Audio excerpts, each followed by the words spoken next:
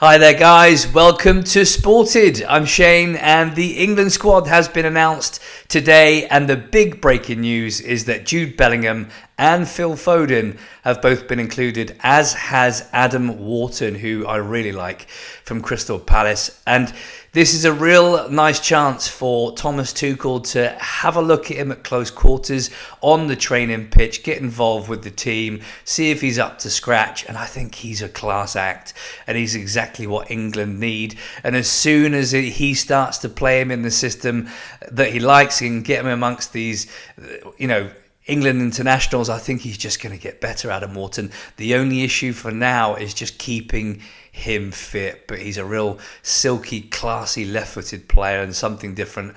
Although Elliot Anderson has been excellent, I just think Adam Wharton is a real class act, and I think he deserves his place. So finally, he's in. Excellent news. A few players have not made it. So Miles Lewis-Skelly has dropped out, as has Morgan Gibbs-White. He's dropped out as well.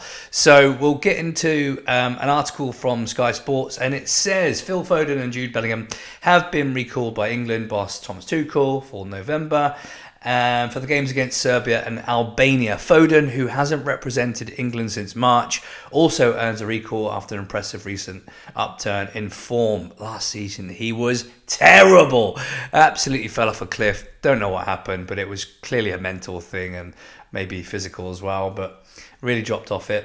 So Foden's back in, and Bellingham, after he was left out of Tuchel's last squad, is back, despite the Real Madrid star saying he was fit and that he wanted to be called up.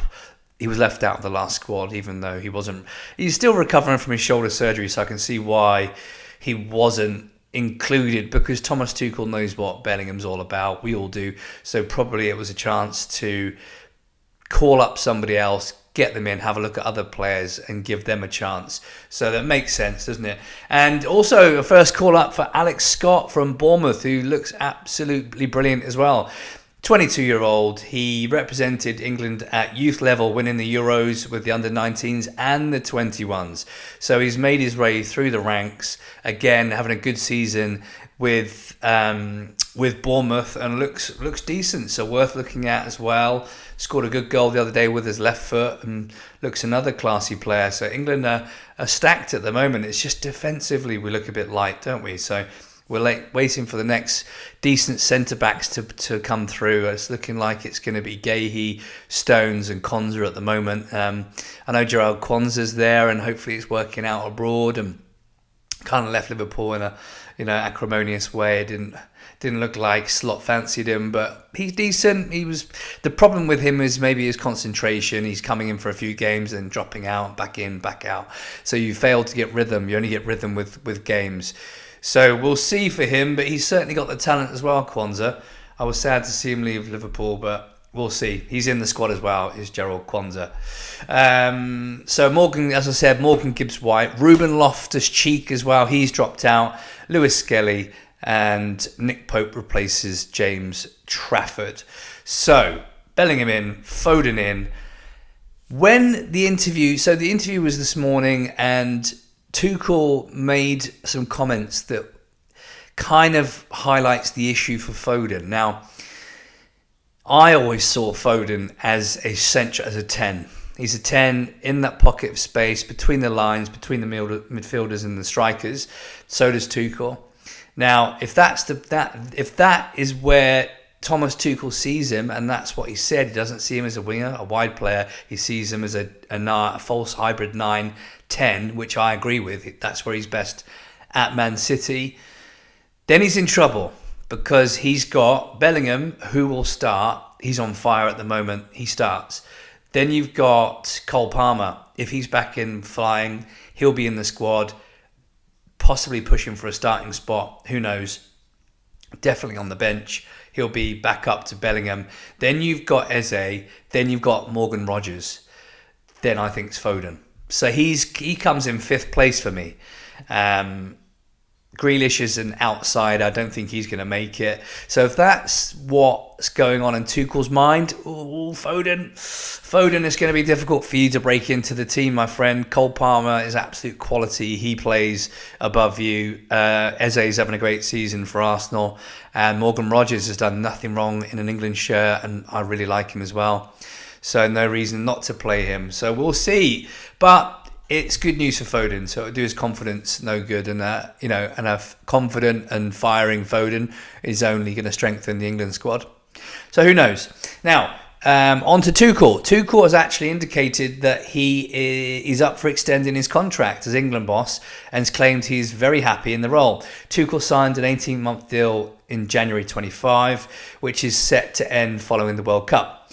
Now, speaking in the conference, Tuchel said, there is. Part of him wants to stay on longer. It's a lot of fun since we're on track. Nothing to announce at the moment, but I'm very happy with the way things are going. I have to prove myself again from Monday with the team. The rest will take care of itself.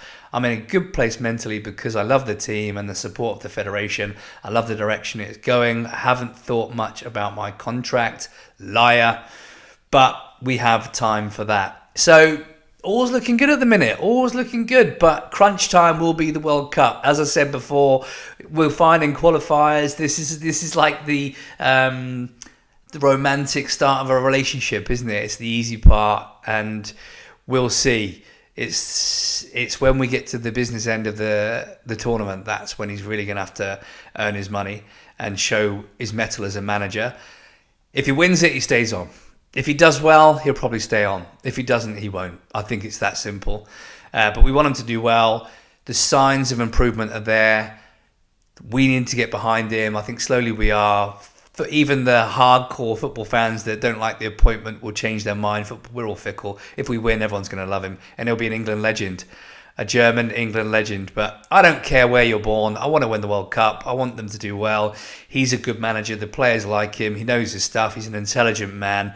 Let's get behind him. So if he does well, I'm all for him extending his contract and going again. So far, so good. But yeah, the good news is Bellingham's back. He's on form. He's firing for Real Madrid.